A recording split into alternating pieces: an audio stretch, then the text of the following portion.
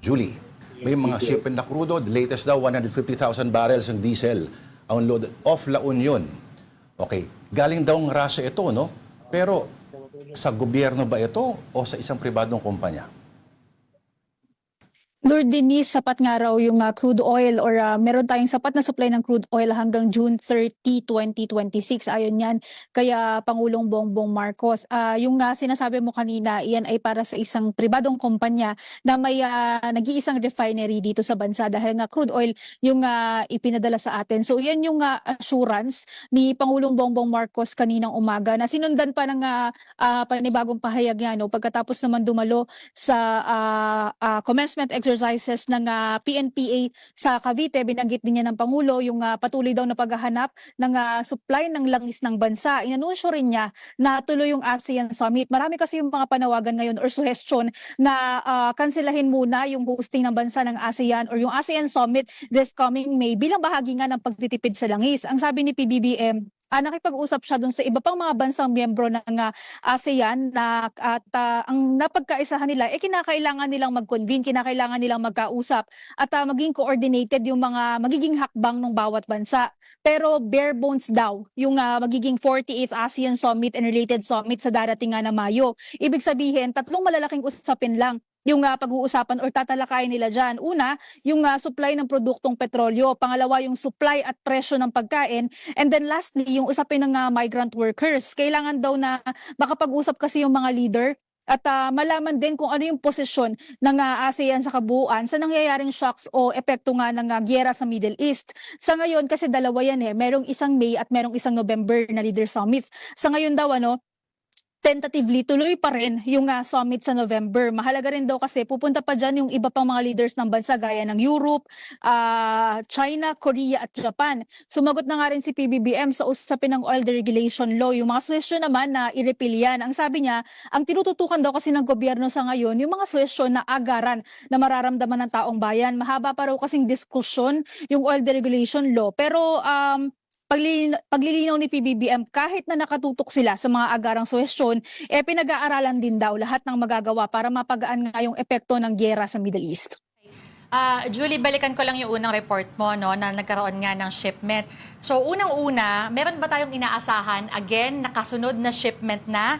The current shipment that we have off the shores of La Union, ito ba may immediate effect na rin dun sa presyo ng crudo this coming week? And more importantly, pinakamalaking tanong ng taong bayan, ano ba talaga ang totoo? May crisis ba talaga o wala?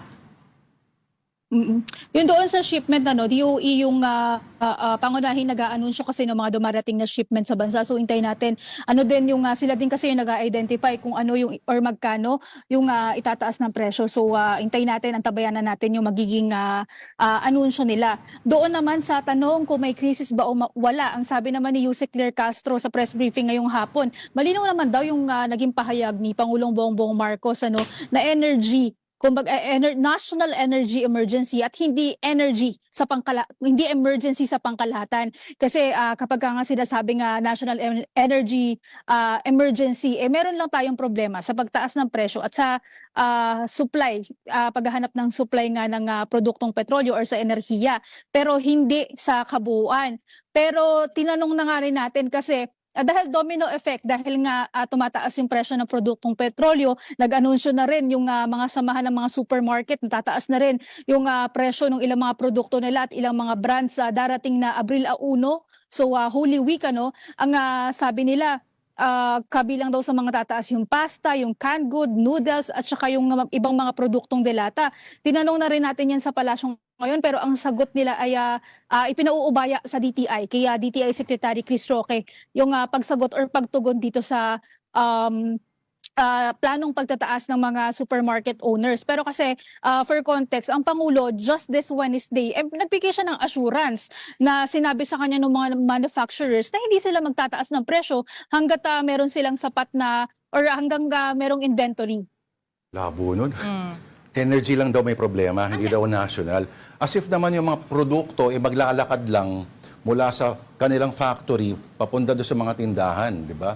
As hindi ka gagamit ng kuryente at gasolina. Yun nga yung sinasabi natin, kasi domino effect Ngayon, magtataas na yung Bukod na nga lang din talaga sa produktong petrolyo, pati na yung mga ibang mga pangangailangan. Kasi let's say, ang canned goods, ang noodles, tubig, kahit nasabihin nila na per brand lang, mga pangunahing pangangailangan yan. Hindi ba nadidinig ng palasyo, Julie, ang panawagan ng taong bayan? The crisis is defined as a difficult time for everyone that Tsaka requires yung, immediate action. Yung committee pala, partner, tuloy pa ba yon yung Emergency in Crisis Committee? Oo O nga. hindi na?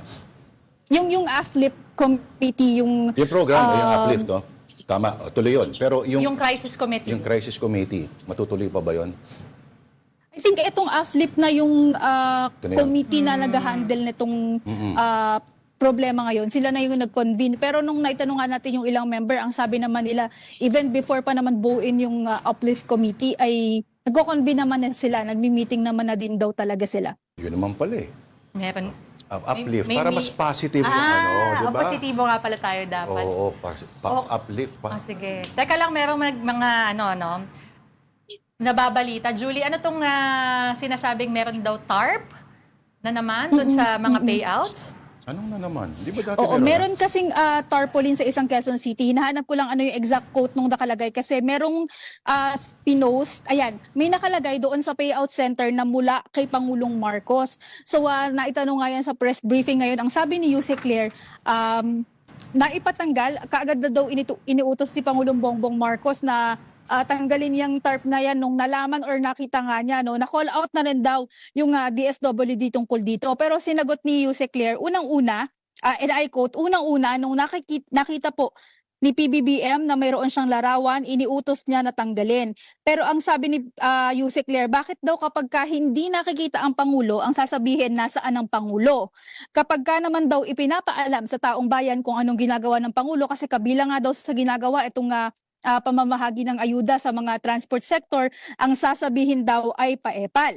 Kapag hindi na rin daw nila alam kung ano ba ang nais ng ilan na nagawin ni Pangulong Bongbong Marcos. So yun yung pinupunto niya doon sa mga pagpupuna doon sa presence ng TARP na yon. Pero again, ang in-insist nga namin kanina, no, kasi aprobado naman ng Pangulo yung provision na yun sa GAA na anti-EPAL provision.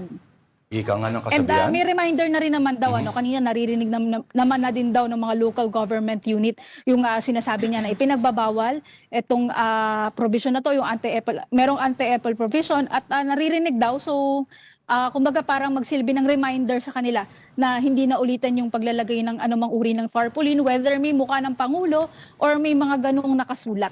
Damned if you do, damned if you don't. Ganyan talaga ang problema ng ating Pangulo. Siguro wala namang TARP doon sa binuksan kanina na yung may bagong partner sa Skyway, may bagong, 'di ba, papuntang airport, tama ba? Wala naman akong nakitang TARP kanina, no? At saka yung sinasabi ni Nato Reyes kasi ay sa payout center dahil nga very specific nga yung provision na doon sa mga pamamahagi ng ayuda, hindi pwede yung presence ng sinong politiko. Ang Pangulo ay opisyal ng pamahalaan, pinamataas na opisyal. So kaya pinupuna talaga kung makikita man yung picture niya or meron mga ganong words. Pero again, ipinatanggal na daw, na kinall out na rin naman daw ang DSWD at nililinaw kasi ang kanina pinaliwanag din daw kay DSWD Secretary Gatchalian na hindi exempted ang Pangulo. Hindi accepted dyan sa anti-EPAL provision na yan.